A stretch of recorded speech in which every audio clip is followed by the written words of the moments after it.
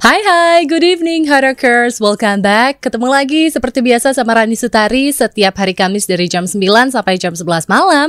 Kita ketemu di Pillow Talks, kita bakal ngobrol mengenai hal-hal yang seru tapi juga intimate. Maybe a bit tabu juga. Tapi malam hari ini yang pasti obrolannya bakal seru banget karena aku ditemenin sama seorang lelaki ganteng di samping aku.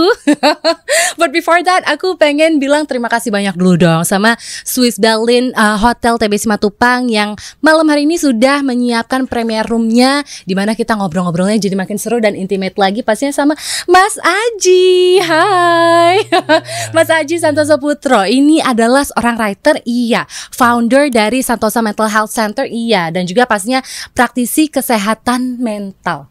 Pas banget loh, aku sengaja mengundang Mas Aji ke sini malam ini karena kemarin kan kita habis merayakan World Mental Health Day tanggal 10 Oktober. 10 Oktober. How are you today by the way? Kabar saya ya gini-gini saja. Gini-gini. Ini sesuatu yang mungkin ketika ditanya apa kabar biasanya kan harus bilang baik, luar biasa, dahsyat gitu. Dahsyat. Atau menggelegar gitu. Atau harus pura-pura bahagia. Pura-pura gitu. bahagia. Enggak ya? Iya. Ya, baik aja kan. Ya, I'm okay gitu ya. Iya, biasa-biasa saja gitu.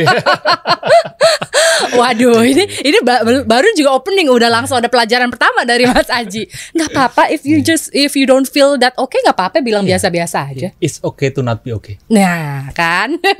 Ini nih ya, dari opening udah dikasih tahu pelajarannya. Tapi Mas Aji, aku tuh juga penasaran, pengen ikut belajar juga gitu sama Mas Aji. Kan Mas Aji adalah praktisi mental health dan juga mempunyai Santosa Mental Health Center. Sebenarnya nih awalnya gimana bisa terjun ke sini dan mungkin bisa dijelasin sedikit nggak sih apa aja sih program atau hal-hal yang bisa Harakers juga mungkin temukan di Mental Health Center ini?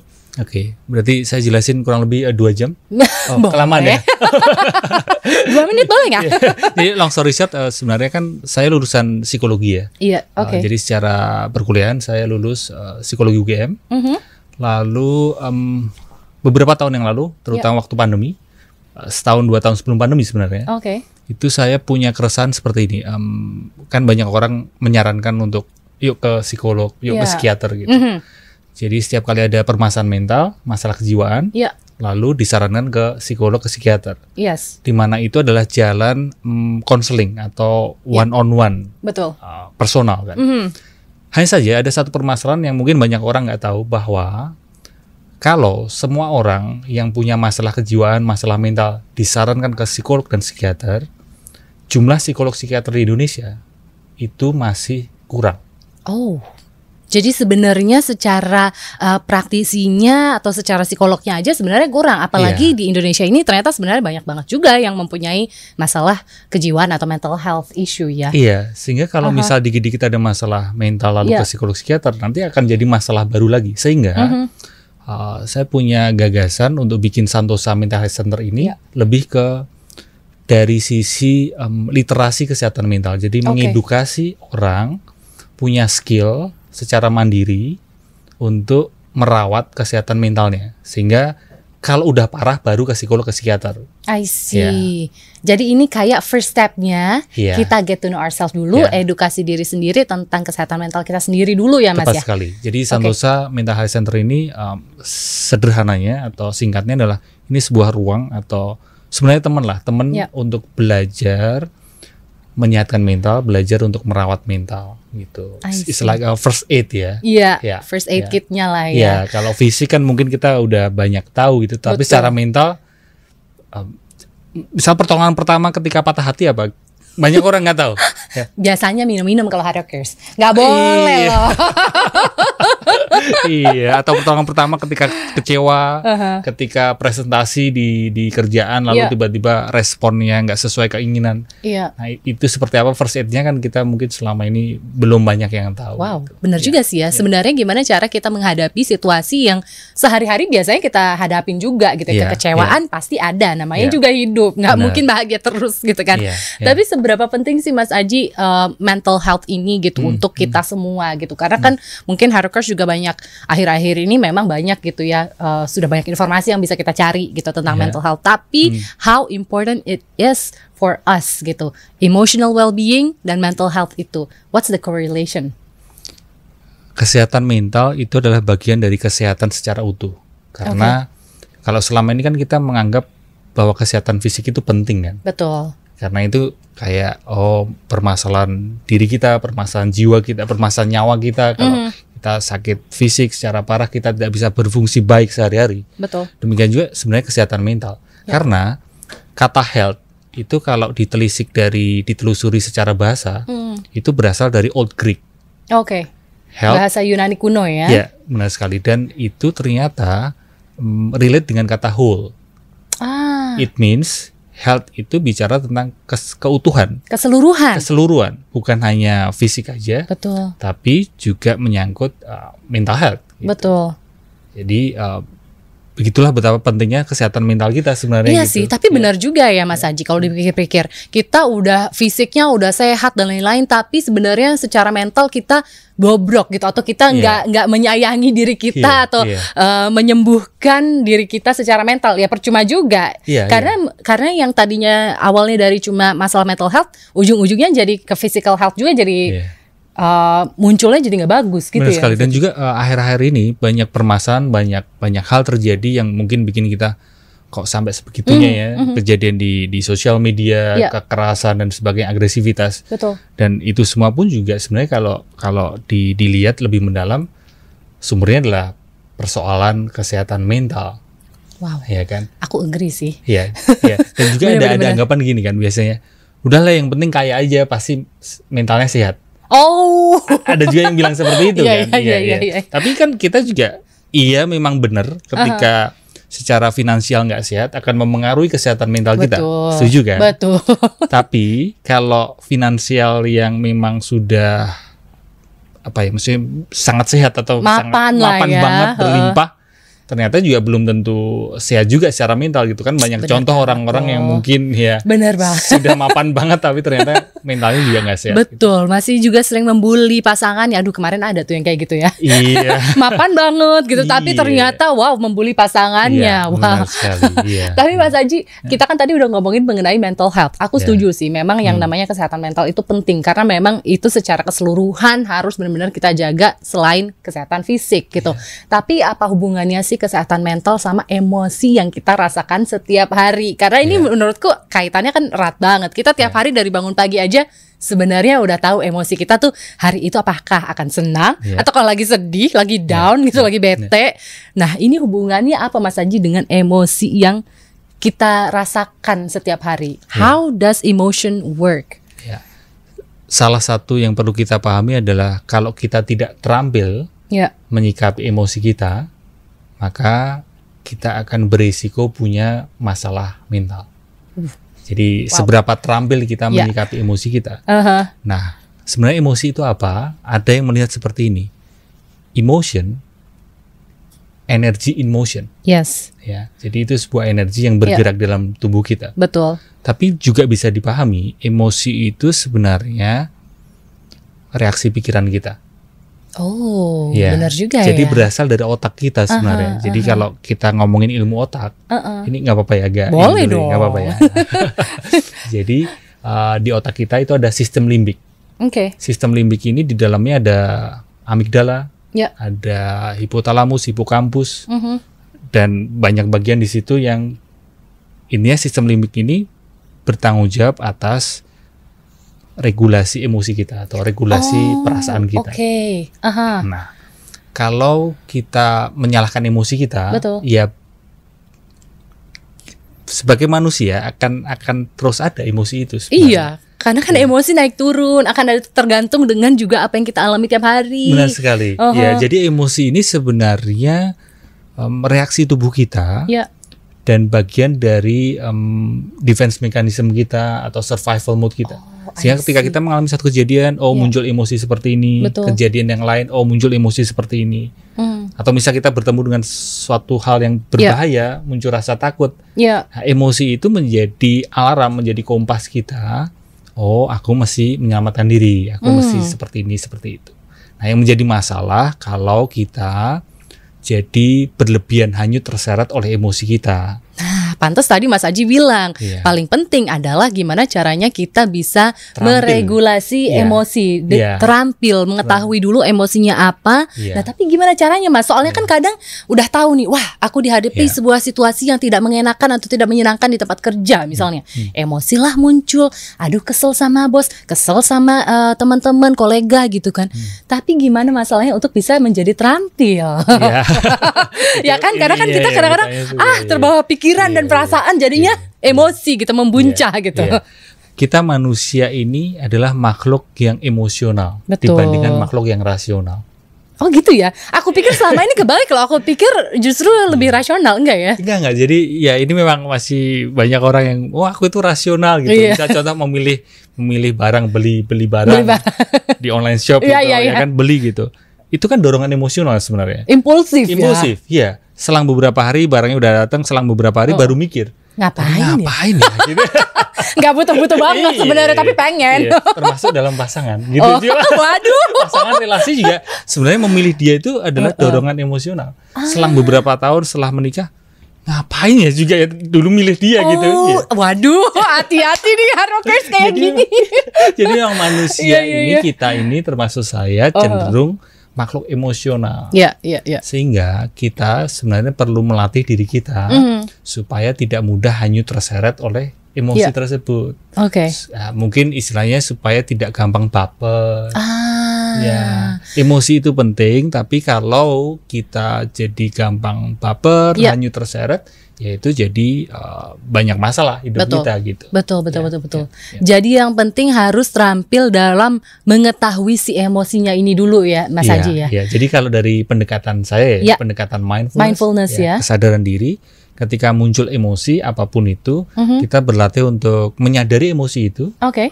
Kita tidak melawan emosi itu, tapi juga tidak mempertahankan emosi itu.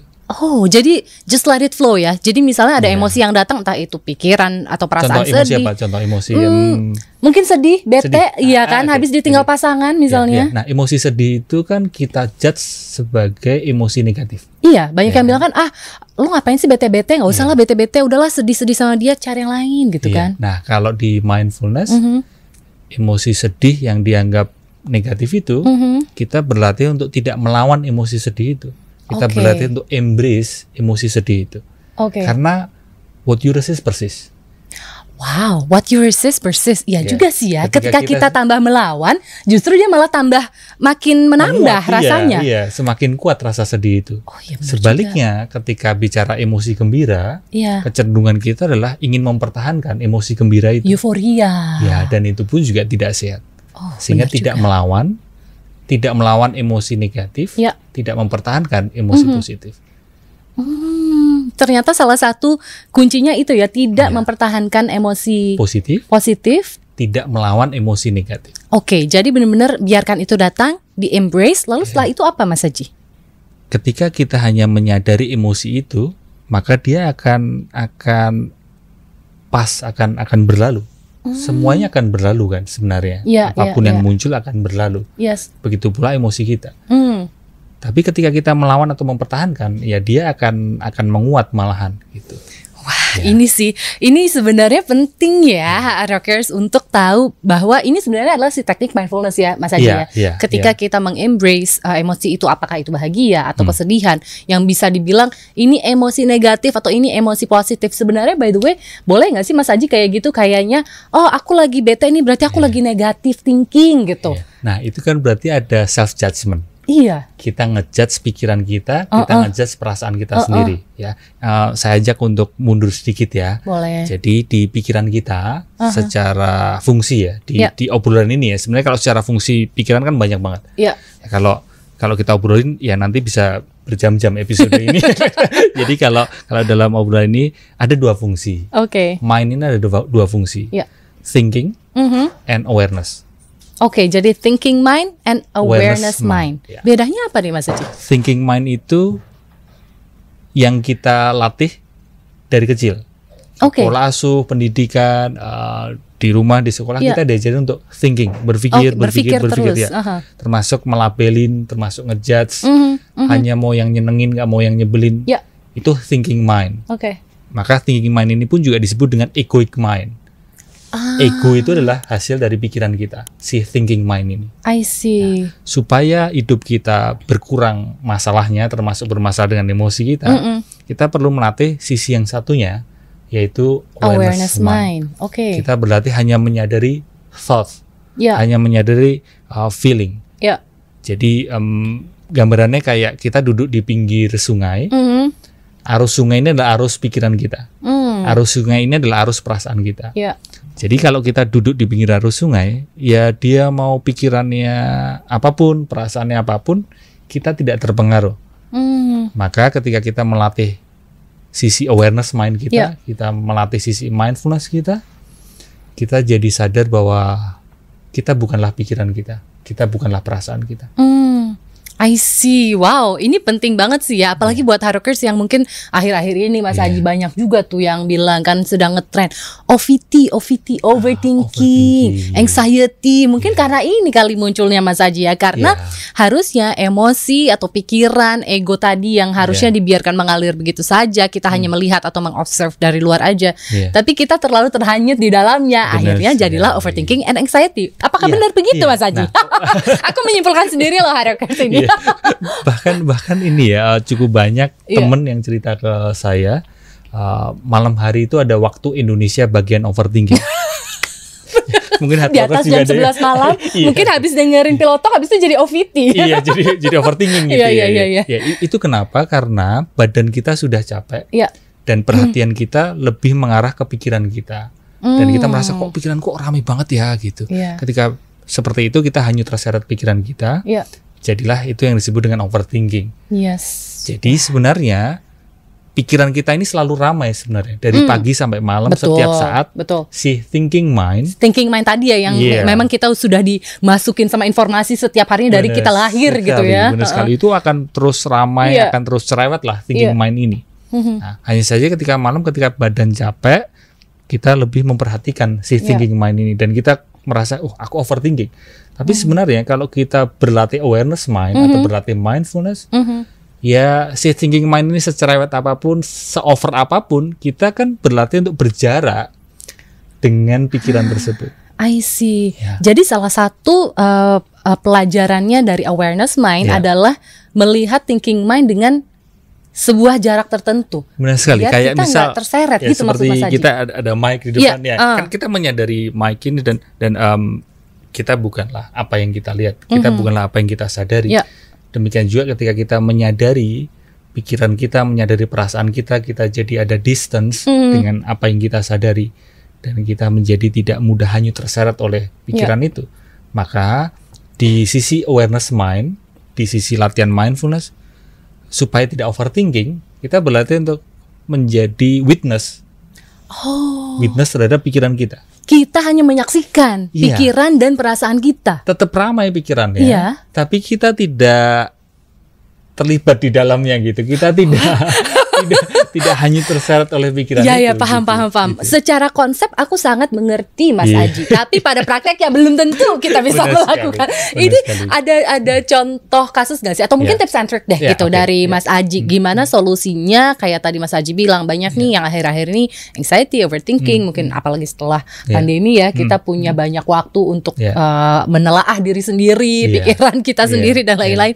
Sebenarnya ada nggak sih Mas Aji kayak step by stepnya supaya kita juga bisa berjarak dengan thinking mind itu dan lebih melatih awareness mind atau mindfulness ini? Ada satu latihan dasar praktis dan hard rockers bisa langsung mempraktekkan, yaitu dengan mindful breathing practice. Breathing ya? Iya, bukan breathing exercise, tapi hanya menyadari nafas kita. Jadi ketika misal balik ke emosi tadi tiba-tiba muncul emosi cemas atau emosi sedih, galau, atau bisa juga ketika overthinking, berlatihlah untuk sadari nafasmu. Jadi arahkan perhatianmu ke nafasmu, bukan ke pikiran, bukan ke perasaan, tapi ke nafas. Dan bukan mengendalikan nafas ya. Ketika bernafas, ya bernafas apa adanya, bernafas, inhale, exhale, tapi sadari. Jadi when you inhale, tarik nafas, sadari. Aku sedang menarik nafas. When you exhale, breathing out, sadari. oh aku sedang mengembuskan nafas. Ya, dan mengembuskan nafasnya lewat hidung saja, karena ini bukan breathing exercise. Kalau breathing exercise kan mungkin ada aturannya ya. Ada teknik-teknik tertentu ya. Mesti mengembuskan nafas lewat mulut dan sebagainya. Kalau ini nafas apa adanya, hanya pikiran atau kesadaran diarahkan ke nafas. Gitu. Ternyata sebenarnya stepnya gampang ya. Mungkin pertama-tama untuk menjarakkan pikiran kita, thinking mind dengan awareness mind adalah mungkin berlatih dengan nafas tadi, hanya pelan-pelan menyadari inhale dan exhale kita. Itu salah satu langkahnya Mas Haji. Tapi ada lagi nggak sih Mas Haji selain itu yang membuat Harokers nih, soalnya kan biasanya overthinking tadi kan Mas Haji bilang biasa datangnya malam-malam nih. Agak kenapa ya by the way? Kok agak jarang datangnya tuh siang-siang? Karena kalau siang kan kita sibuk, occupied gitu. Makanya ada juga cerita gini, Mas Haji aku ini pokoknya harus sibuk kerja. Loh ngapain? Supaya nggak inget dia. Ada juga yang biar nggak overthinking. Mas Haji kayaknya sedang menjelaskan hidup aku 1-2 tahun yang lalu. Gitu. Jadi pekerjaan buat pelarian. Buat pelarian, betul juga ya. Nggak apa-apa sih. Dapat duit juga sih Mas Haji. Ya. Oke, berarti yang namanya emosi dan juga mental health ini memang tadi kita udah sempat bahas ya, banyak banget kaitannya dan memang kita sebenarnya gimana caranya kita pintar-pintar melatih si thinking mind dan awareness mind kita itu. Oke, ada tips and trick lagi nggak sih Mas Aji sebelum kita mengudahi pembicaraan yang jujur aku masih seru banget sih, masih pengen mengulik. Apalagi kan suka ada yang bilang tuh, tapi kan kalau cewek sama cowok emang suka ada perbedaan gitu kan. Cewek lebih emosional memang, kalau cowok tuh lebih rasional. Padahal aku bilang sih nggak juga ya. Malam-malam overthinking juga tuh cowok-cowok. Tapi memang ada perbedaan ya, karena mungkin kultur, mungkin ada pola asuh, kembali lagi ya pola asuh masa lalu yang membuat kalau perempuan cenderung lebih emosional. Makanya banyak yang interest ke bicara soal emosional ini biasanya perempuan. Tapi tingkat bunuh diri itu lebih banyak laki-laki. Wah, iya Mas. Ya, jadi itu juga kenapa saya termasuk orang yang menyadari bahwa ini hal yang cukup krusial gitu, karena cenderung dikondisikan perempuan itu emosional, emosian dan sebagainya. Padahal itu apakah itu dianggap lebih sebagai weakness atau lebih lemah karena perempuan tuh lebih emosional gitu Mas Haji? Sebenarnya kita perlu melampaui menganggap itu sebagai weakness. Jangan terus mentang-mentang itu perempuan terus dianggap lemah. Enggak seperti itu juga. Perempuan punya hak untuk menjadi tangguh gitu, untuk bisa melakukan hal-hal yang mungkin selama ini hanya bisa dilakukan oleh laki-laki. Di sisi lain, laki-laki juga terkurung oleh toxic masculinity. Wah, aku setuju. Sehingga waktu kecil mungkin nggak boleh, seperti saya sendiri juga dulu waktu kecil nggak boleh nangis, nggak boleh sedih gitu. Jatuh harus tetap kuat. Dan itu akibatnya ketika dia dewasa, stres sedikit, akhirnya larinya ke ngamuk, ke marah, cemas, ngamuk, marah dan sebagainya. Tantrum gitu karena dia tidak punya kepekaan untuk bertemu dengan emosinya, sehingga ini satu hal yang sebenarnya perlu menjadi perhatian kita bersama, bahwa perempuan pun berhak untuk punya sisi laki-laki atau sisi maskulin, dan laki-laki punya hak juga untuk punya sisi feminin, sehingga kita bisa sehingga itu bisa menjadi satu keutuhan. Dan kembali ke tadi, satu latihan selain menyadari nafas adalah creating pause moment. Creating pause moment. Jadi harus memberi sedikit jeda. Waktu jeda. Seperti apa nih waktu jeda ya Mas Haji? Karena thinking mind ini kan selalu reaktif sebenarnya. Betul, dia kan gerak terus karena kan dia punya data yang dia simpan, dan berdasarkan data itu dia akan bereaksi terhadap stimulus yang dia dapatkan. Maka untuk mendisrupt si thinking mind ini yang begitu reaktif, kita perlu berlatih untuk berhenti sejenak. Ketika mau bereaksi, berhenti sejenak. Kayak misal sesederhana, aku mau komen sesuatu apa gitu yang ngeliat di sosmed jadi netizen yang mulutnya julid gitu.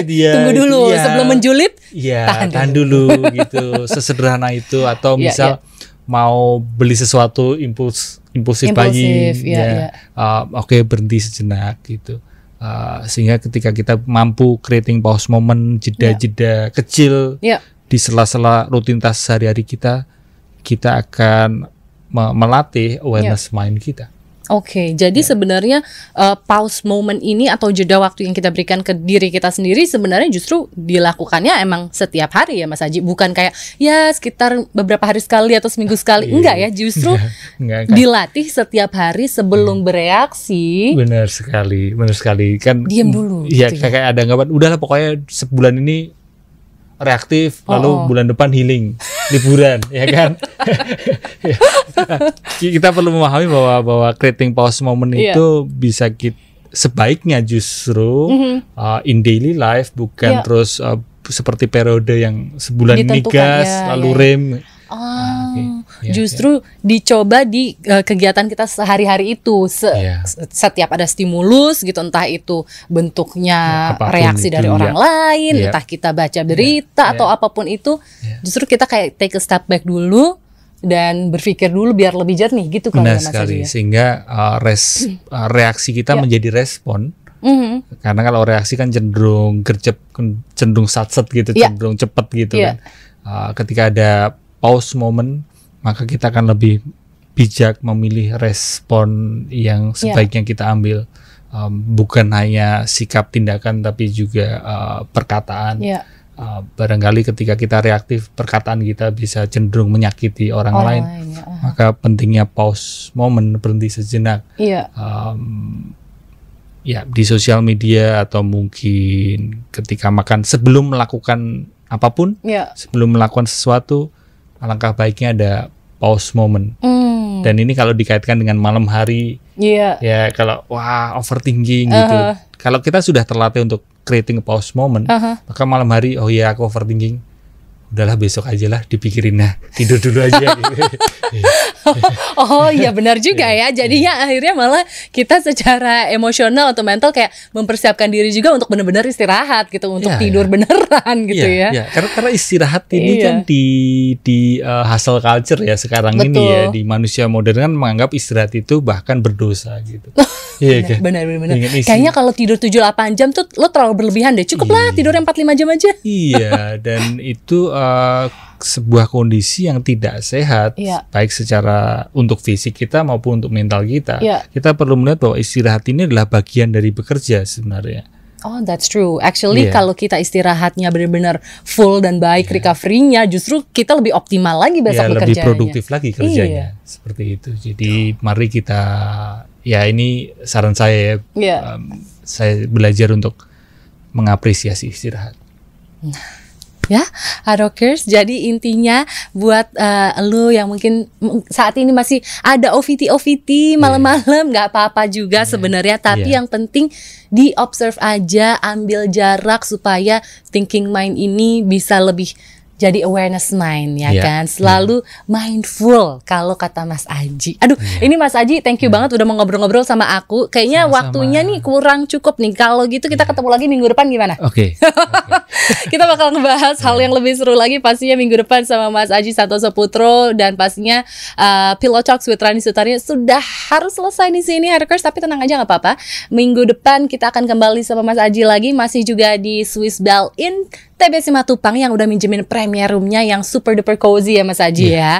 Kita bakal ketemu lagi minggu depan, dan Harokers yang tadi ketinggalan sama obrolannya nggak apa-apa juga, karena akan hadir versi visualnya di YouTube-nya Hardek FM dan juga Spotify-nya MRA Media. Silahkan di search Pillow Talks. Kalau gitu, I hope you have a heart-rocking night ahead, Harokers. Until next week, bye-bye.